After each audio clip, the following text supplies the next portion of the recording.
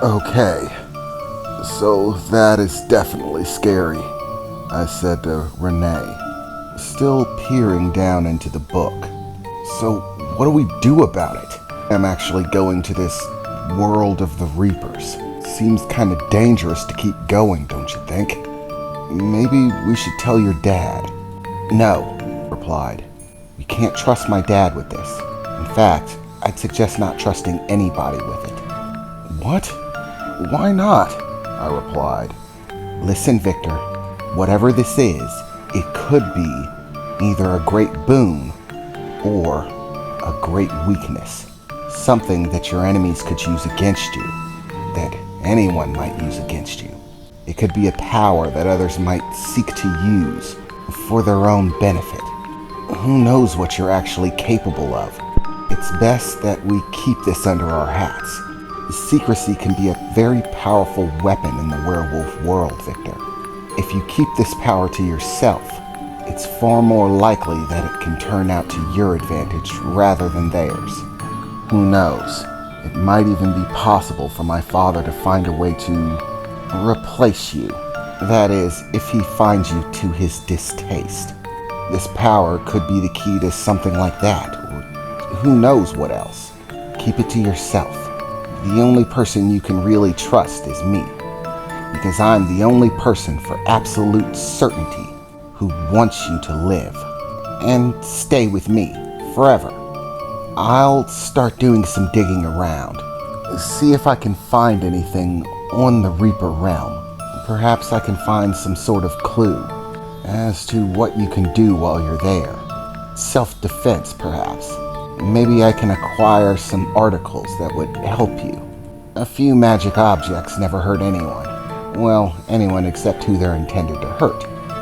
But for the time being, let's just keep it between you and me. And remember what I told you. If you ever end up there again, be on your guard. Don't let them sneak up on you. It's a dangerous place, Victor. Believe it. Oh, I'm not sure.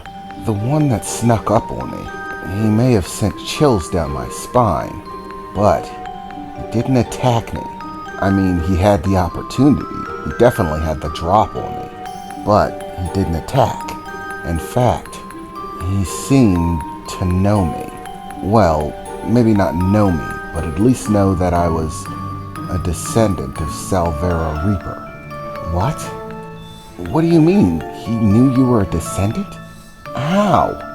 I don't know, I replied, still scratching my head, completely confused by the whole thing.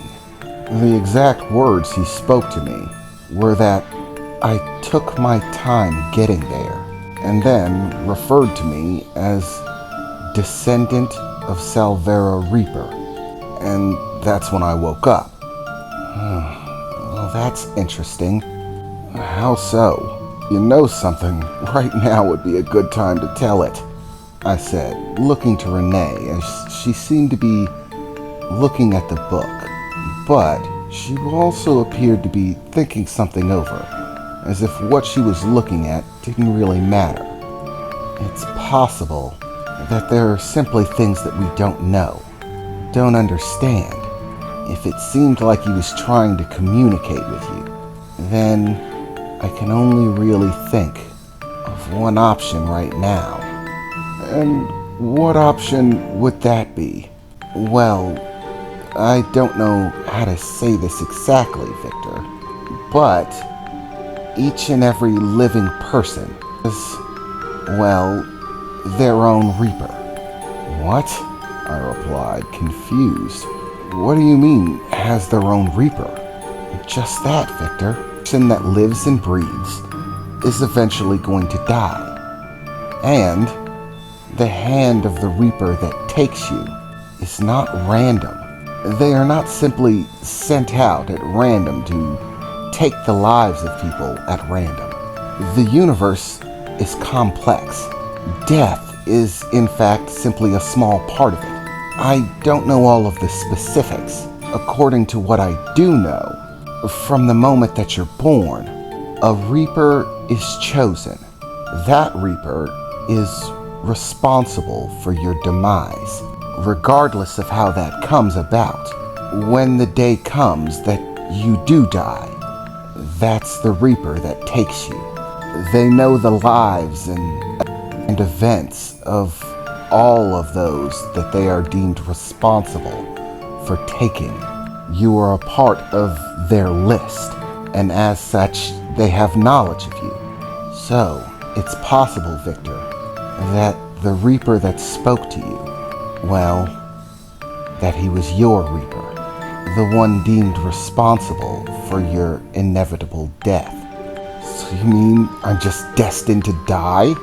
And this guy knows exactly how? Well, I wouldn't exactly call it destined to die. From what I understand, it's much more complicated than people think. It's not as if there's one set place where you're just supposed to die. Death is part of a complex system. There are countless forces in the universe. Basically, within all the chaos of everything that exists, there are patterns, flows of events, some destined to occur, some in doubt, and countless things that affect those events, whether they unfold or not. For example, one ties their shoes every day, but no one really understands the complexity of the system. For all you know, improperly tying your shoes just on this one specific day leads to your imminent demise, because sometime later in that day, your shoe comes untied, and you trip on it, or stop to tie it for a moment. And in that moment, you're hit by a bus, struck by lightning, shot by a stray bullet. You never really know how it's going to work out in the end, but destiny plans countless deaths, and whether those deaths come about depends on countless small things going exactly right. Even your own choices factor in. Whether you choose to go left or right when you meet a crossroads, whether you choose to befriend someone or not. It's all part of a butterfly effect that creates your destiny. It's far too complicated for me to really understand in any depth, but this might be good news, Victor. If the Reaper is specifically yours, and he's trying to communicate rather than outright attack you, it's possible that you could gain knowledge from him. Reapers aren't stupid. They're basically immortal entities. So long as death exists, so do they. They understand how the system works. If the Reaper's willing to communicate, then I'd suggest trying to do so. It is possible to be on friendly terms with them, I suppose. They are living beings that exist. They have consciousness. And if they can be spoken to, communicated with, then it's always possible that that communication could wind up to your benefit. But my statements before stick. Don't trust it outright. I don't know what Reapers are like when it comes to tendencies to lie or manipulate. For all I know, that Reaper could be trying to kill you into a trap, or plan some sort of plot of its own. It could want you to die, I don't know. But it's possible that it could work to your advantage, as long as you stay on your guard. Watch out for tricks, Renee said, as she took her phone out of her pocket, looking at the time. Well, it appears we slept for a bit too long. We're closing in on the time for the meeting. The pack is probably already starting to gather. So, Victor, remember, keep this between us, and try to maintain a tough outer exterior. Remember, these wolves may be part of our pack, which means you can trust them to side with you should conflict arise between other werewolves from other packs.